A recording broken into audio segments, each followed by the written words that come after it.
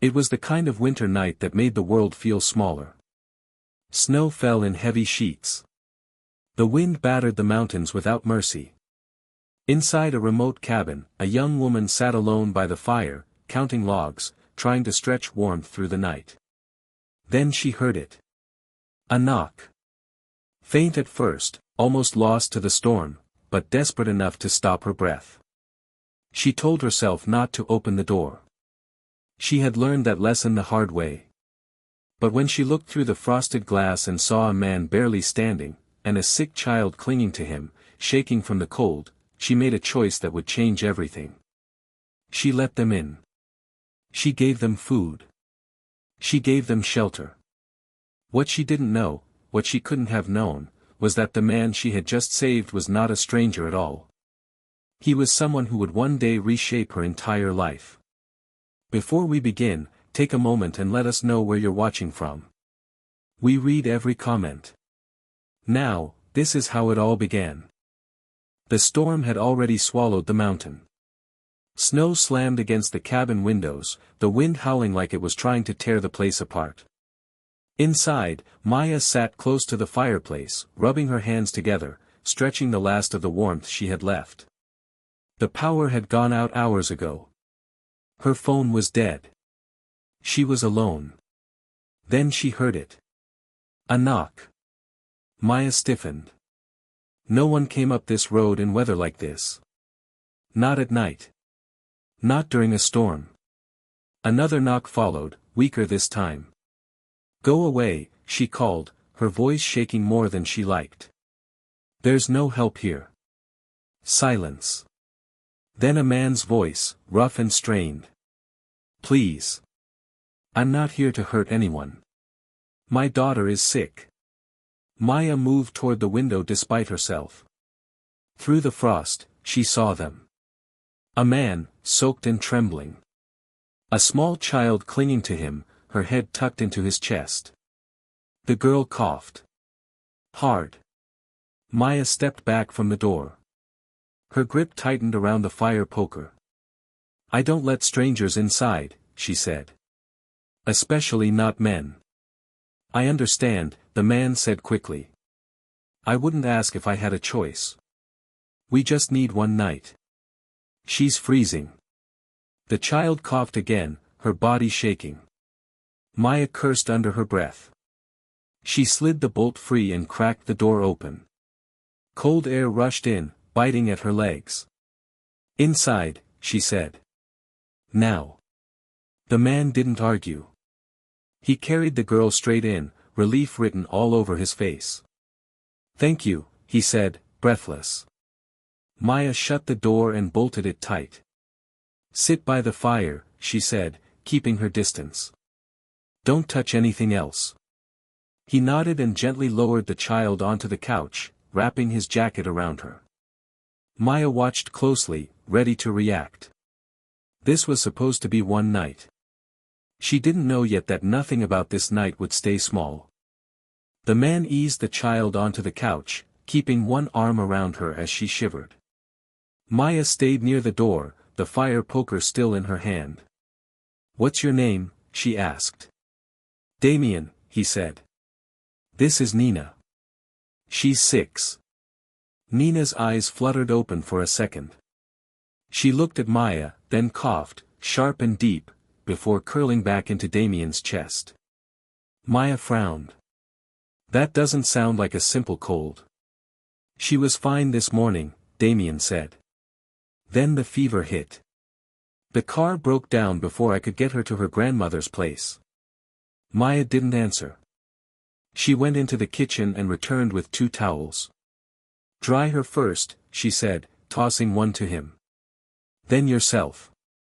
Damien nodded and did exactly that, careful and deliberate as he dried Nina's hair and face. He slipped off his coat and wrapped it around her instead, even though he was still soaked. Maya noticed. You walked her through a blizzard, she said. That's reckless. I didn't have a choice, Damien replied quietly. The road closed behind us. The car died. This was the only light we saw. Maya studied him. No defensiveness. No excuses. Just a man telling the truth because there was no point in doing anything else. She turned back toward the kitchen. "I have instant soup," she said. "That's all." "That's more than enough," Damien said. When she returned, she crouched beside the couch and handed the mug directly to Nina. "Small sips," Maya said. "Slow." Nina nodded weakly and obeyed, her hands still shaking. Damien hovered, tense but controlled, watching every movement like he was afraid of getting in the way. Maya straightened. "You can stay until morning. The storm should ease." Damien let out a breath he'd been holding. "Thank you." "But," Maya added, lifting a finger, "you leave as soon as it's safe."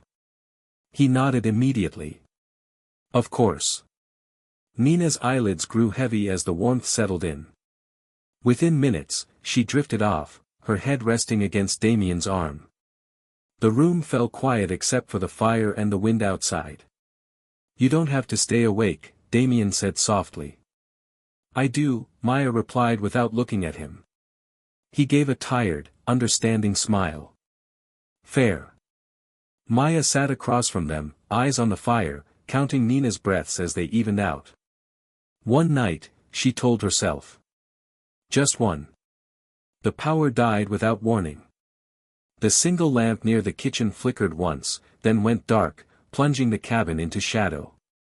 The fire became the only source of light, flames stretching and shrinking across the walls. Maya stood up immediately. "Stay where you are," she said. Damien didn't move. He adjusted Nina slightly, pulling her closer as another cough rattled through her chest. Maya returned with 2 candles and a box of matches. She lit them quickly and set them on the table between them. "She always gets worse at night," Damien said quietly. Maya glanced at Nina. Her cheeks were flushed, skin too warm. "You didn't bring medicine." "I did," he said. "Left it in the car." Maya exhaled through her nose. "Of course you did." She disappeared into the kitchen and came back with a small bowl of water and a clean cloth. She hesitated for half a second, then handed them to him. "Cool her forehead," she said. "Not ice. Just cool." Damien nodded. He dipped the cloth, wrung it out carefully, then pressed it gently against Nina's skin. He whispered something too soft for Maya to hear.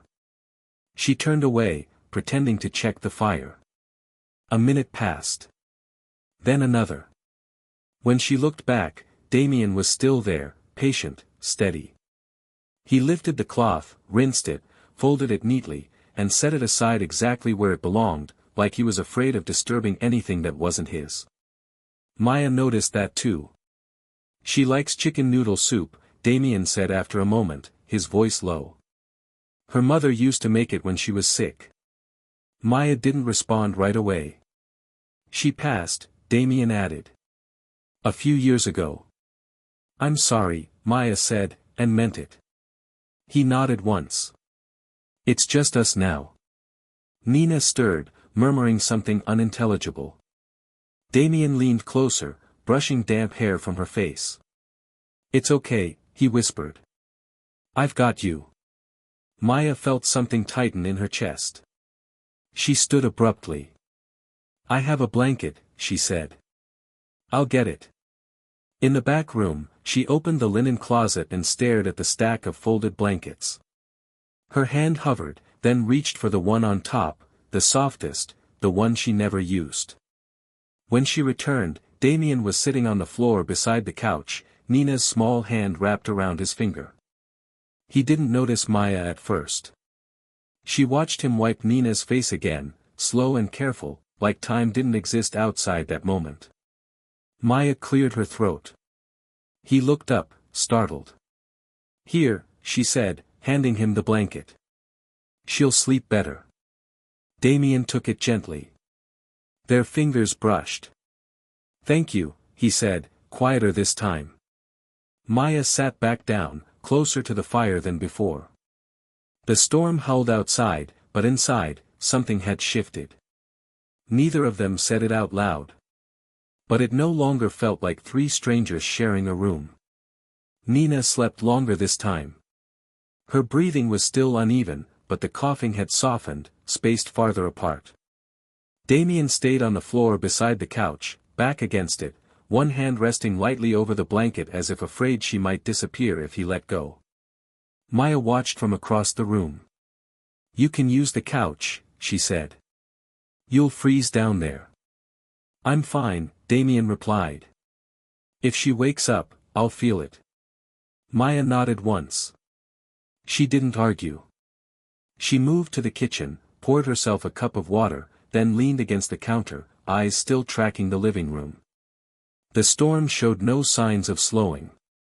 Wind slammed against the cabin, snow piling higher against the windows.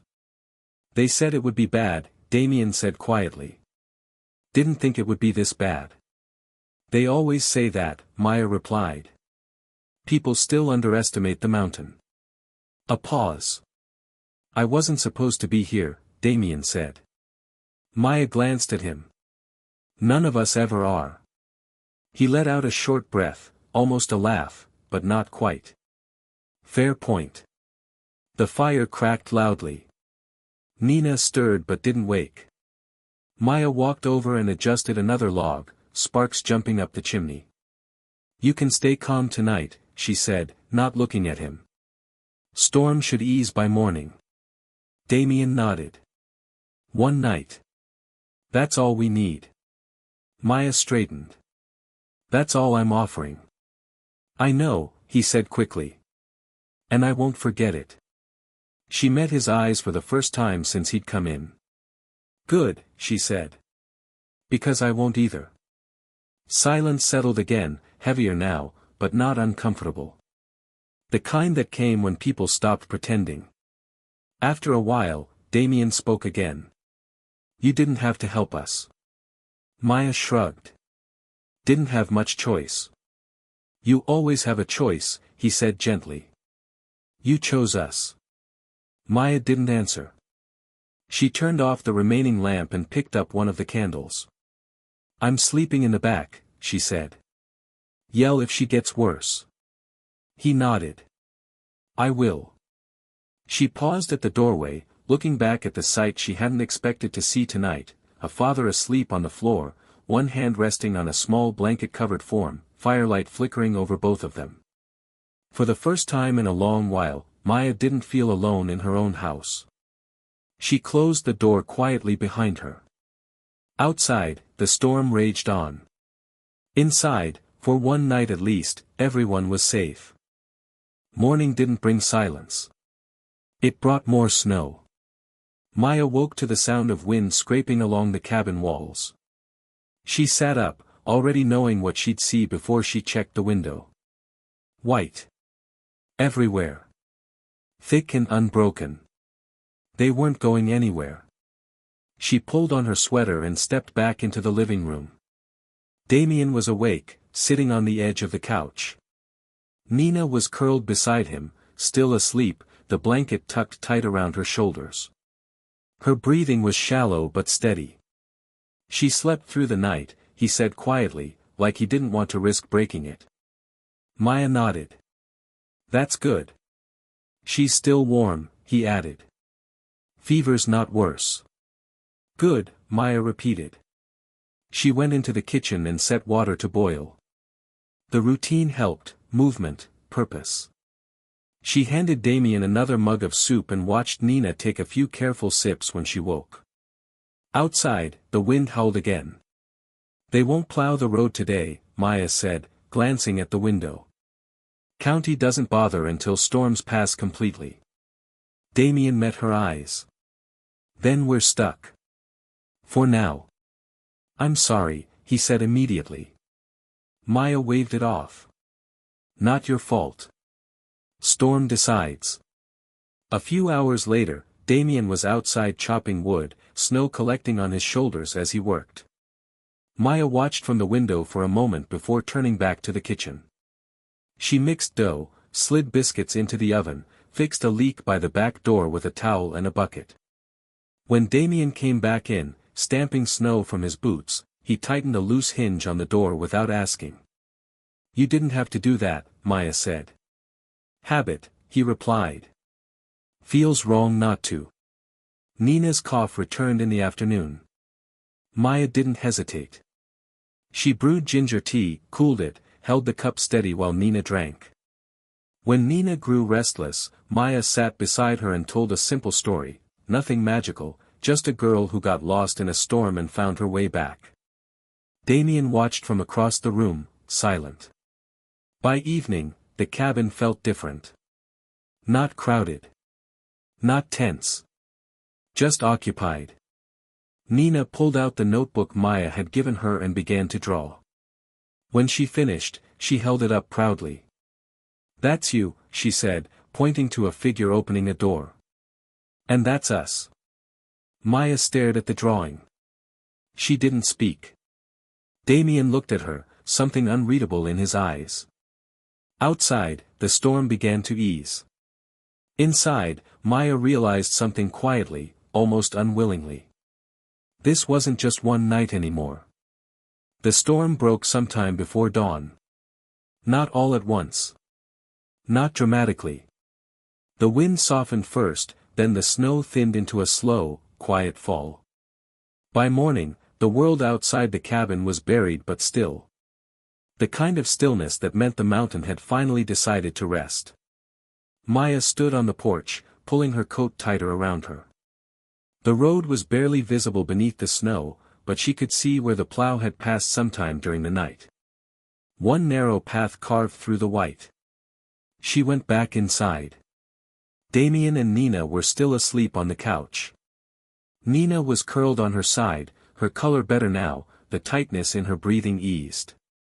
Damien's head rested against the back of the couch, his arm draped protectively around her. Maya hesitated. She wanted to say something. Ask where they'd go next. Tell him to wait until she got back. Offer another night. Instead, she stirred the fire, stacked extra wood nearby, and left a pot of soup warming on the stove. On the counter, she scribbled a short note. Back by 4. Roads should be clear. Make yourselves at home. She left before either of them woke. Her shift at the diner dragged. Every time the bell above the door rang, her head snapped up. Every time, it wasn't them. She spilled coffee twice, burned toast once, barely heard the chatter around her. By the time she caught the shuttle back up the mountain, the sky had turned pale orange. The cabin came into view. Quiet. Too quiet. No fresh footprints. No smoke curling from the chimney. Her chest tightened. She unlocked the door and stepped inside. The fire was low but still alive. The couch was empty. The blanket folded neatly. The mugs washed and set to dry. The room looked untouched, as if no one had ever been there at all. On the table sat a folded piece of paper, weighted down by something black and unfamiliar. Maya picked up the note first. Thank you for the warmth. For the kindness. For reminding me what still matters. No name. Just that. Beside it lay the card. Heavy. Black. Smooth. No logo. No explanation. Maya sat down slowly on the edge of the couch. They were gone. No goodbye. No explanation. Just absence. She stared at the door for a long moment, half expecting it to open again. It didn't. For the first time since the storm began, the cabin felt empty. And Maya realized, too late, that something had entered her life quietly, and left before she knew how much space it had taken. Maya didn't touch the card that night. She set it back on the table, folded the note once more, and slid both into the kitchen drawer beneath the mismatched cutlery. Then she closed the drawer as if that could keep the questions from spilling out. Sleep didn't come easily. The next morning, she stood in line at the only bank in town, hands tucked into her coat pockets, the black card pressing cold and solid against her palm. The lobby smelled faintly of paper and disinfectant. 2 tellers. 1 security guard who nodded at everyone like he'd known them all his life. When her turn came, Maya stepped forward and placed the card gently on the counter. "I found this," she said. "I just need to know who it belongs to." The teller glanced at the card, then at Maya. Her fingers paused over the keyboard. After a moment, her brows lifted. "This account is private," the woman said carefully. "There's no public name attached. High-tier access." Maya's throat tightened. "I don't want to use it." The teller looked up. That seemed to surprise her more than the card itself. "I just need to understand," Maya continued. "That's all." The woman nodded slowly. "Whoever gave this to you trusts you." "Very much." Maya didn't answer. The card slid back across the counter. Outside, the cold felt sharper. She stopped on the steps, breathing out slowly, then tucked the card back into her pocket. She went home and put it back in the drawer. Days passed. The snow melted into slush, then mud. Maya returned to her routines, patching the cabin roof, working her shifts, stacking wood. But the silence felt different now. Heavier. Like the walls were waiting for something she couldn't give them.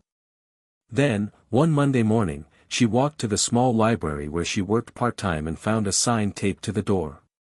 Closed indefinitely. Funding eliminated. Inside, boxes were stacked high. Her supervisor stood behind the desk, eyes red. "I'm so sorry, Maya," she said. "They shut down all the rural locations." Maya nodded. She didn't trust her voice. By the end of the week, the diner cut her hours too.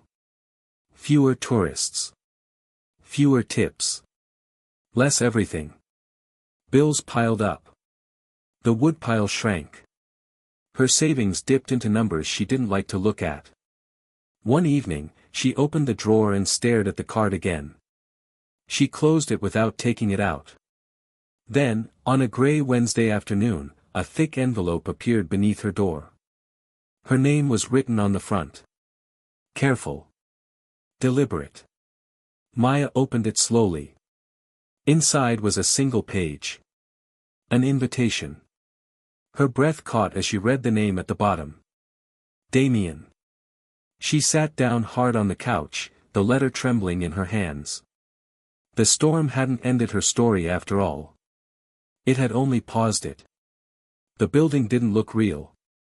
Glass rose into the sky, clean and sharp, reflecting clouds that moved too slowly to belong to the same world Maya came from. She stood across the street for a moment, letter folded in her coat pocket, boots still dusted with dried mountain mud. She crossed anyway. Inside, everything was quiet in a way she wasn't used to. No shouting. No rushing. Just soft footsteps and low voices. Money moved calmly here. She approached the front desk. "I have an appointment," she said. "Maya." The receptionist smiled, already checking her screen. "Yes. Please take the elevator to the 32nd floor. Mr. Hale will meet you there." Maya blinked. "Mr. Hale?" "Yes," the woman said pleasantly. "The CEO." The elevator doors closed before Maya could ask anything else. The ride up felt too fast. Each floor ticked past while her mind scrambled to catch up. The cabin. The storm. The card in the drawer. The name at the bottom of the letter. The doors opened onto silence. A woman in a navy dress led her down a glass hallway and stopped at an office with windows that looked out over the entire city. "Maya," a familiar voice said. She turned. Damien stood near the window, no coat, no flannel. Just a dark suit, tailored and effortless. He looked the same and nothing like the man who had stood on her porch covered in snow. They stared at each other for a beat too long. "You didn't say who you were," Maya said finally. He smiled, not apologetic, not defensive. Just honest. I didn't think it mattered that night. She let out a breath. It would have. Maybe, he said. But then you might not have opened the door. He gestured to the chairs. She sat slowly. I didn't come here for money, she said before he could speak. I know, Damien replied. That's why you're here. He slid a folder across the table. I built a new program, he said. Community outreach. Rural access. Education support. It exists because of one night in a cabin during a storm. Maya didn't open the folder. You didn't give, he continued. You protected. You didn't ask questions. You didn't take advantage. She met his eyes. You disappeared. I had to, he said quietly. But I didn't forget. He leaned forward. I want you to run it. Maya laughed once, sharp and disbelieving. You don't even know me. Damien nodded. I know exactly who you are. Silence stretched between them, familiar now, no longer heavy. This isn't charity, he added. It's work. Hard work. And people will fight you. Maya thought of the door. The choice. The night she hadn't planned to change anything. When do I start? She asked. Damien smiled. The door had opened again. This time, she stepped through it on purpose. Maya's first week didn't ease her in. There were no welcome lunches. No orientation speeches. Just meetings, tight rooms, polished tables, people who spoke in numbers and expected her to keep up. She did. On Friday morning, Damien called her into his office and shut the door. They want to move production, he said, sliding a document across the desk. Overseas. Cheaper labor. Bigger margins. Maya skimmed the page once. Her jaw tightened. That wipes out 3 towns, she said. Thousands of jobs. Yes. And you're asking me to fix it? I'm asking you to say what no one else here will. Maya leaned back. They won't listen to me. They will, Damien said. They just don't know it yet. The boardroom was cold and quiet when she walked in beside him. Men in tailored suits barely glanced her way. One of them smiled politely, the kind that didn't mean anything. Maya didn't wait to be invited to speak. You're calling this a cost-saving move, she said, laying the papers down. It isn't. It's a short-term gamble that will bleed you dry. One man raised an eyebrow. And you are? Maya, she said. I've lived in the towns you're about to erase. A few of them shifted. You'll save money this year, she continued. Next year too. Then the backlash hits. Logistics fail. Labor costs rise. You'll spend twice as much cleaning up the mess. Silence. Damien didn't interrupt. You can do this, Maya said evenly. Or you can invest where you already stand. People don't forget who abandons them. And they don't forget who stays. The man at the head of the table folded his hands. We'll review the proposal. Maya nodded. Do that. Outside the room, her hands were shaking. Damien noticed. You held your ground. So did you, she said. He smiled. That's why this works. Maya walked back to her office, heart still racing. She had opened another door. And this time, there was no storm to blame. The decision came quietly. No announcement. No press release. Just a revised memo sent late one evening, buried between routine updates. The production move was paused. Then restructured. Then quietly abandoned. The town stayed. Maya found out the next morning when Damien stepped into her office and closed the door behind him. They backed down, he said. She looked up from her desk. All of them? Enough, he replied. The rest followed. Maya leaned back in her chair, letting the breath leave her slowly. She hadn't realized how tightly she'd been holding it. "They won't forget this," she said. Damien shook his head. "Neither will I." A week later, she stood at the window of the same building, watching the city move below. Cars streamed through intersections. People hurried, unaware of how close entire communities had come to disappearing on a spreadsheet. Her phone buzzed. A photo. Nina stood in front of a school building, backpack too big for her shoulders, grinning like she'd just won something important. "First day," Damien's message read. Maya smiled before she could stop herself. That evening, she returned to the mountain for the first time since taking the job. The cabin looked the same, small, quiet, unchanged. She stepped inside and lit the fire. The couch. The table. The drawer. She opened it and took out the black card. For the first time, she didn't see money. She saw a door on a stormy night. A choice made without witnesses. A line she hadn't crossed, and never would. Maya closed the drawer and sat by the fire.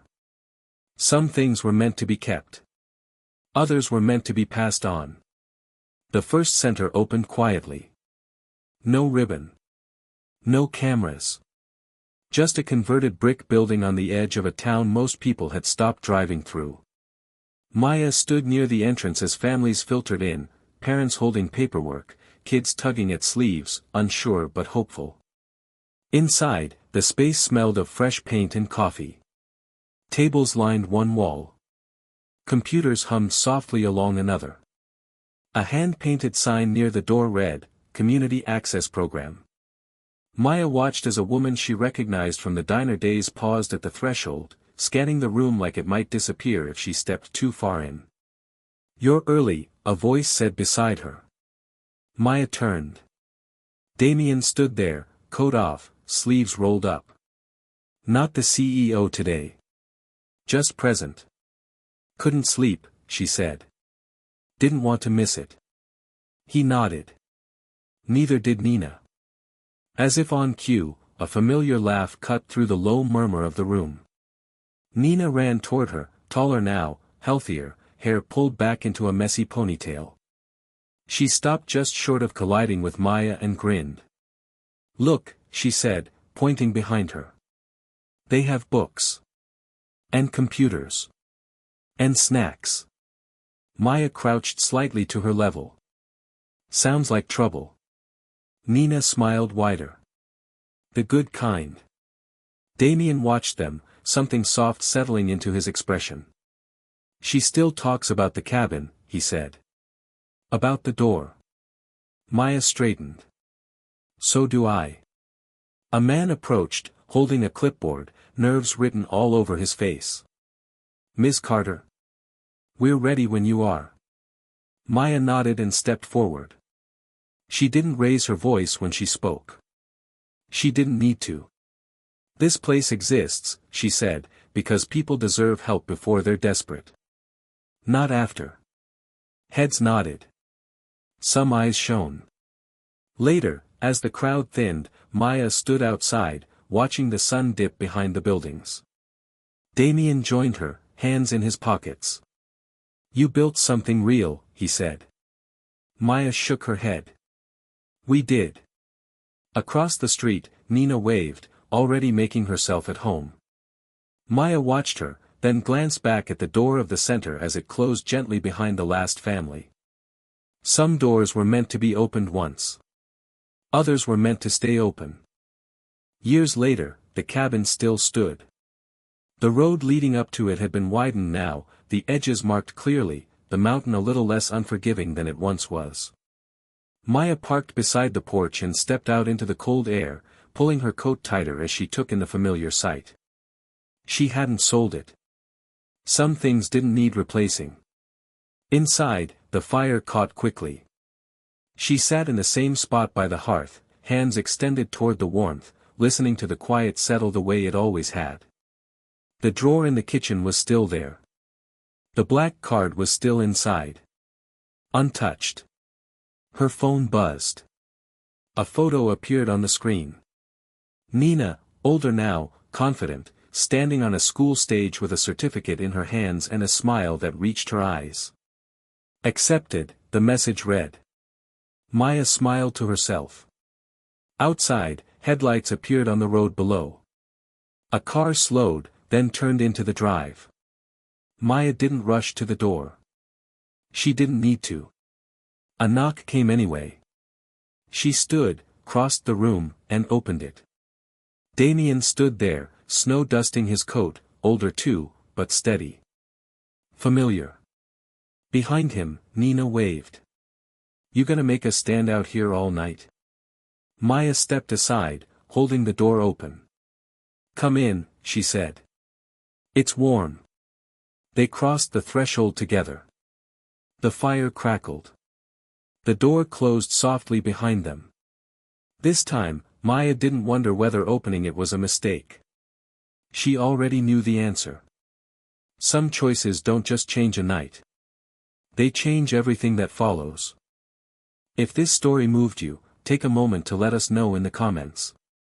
Sometimes the smallest choices carry the greatest weight. Like, subscribe, and turn on notifications for more stories that remind us who we can be, especially when no one is watching.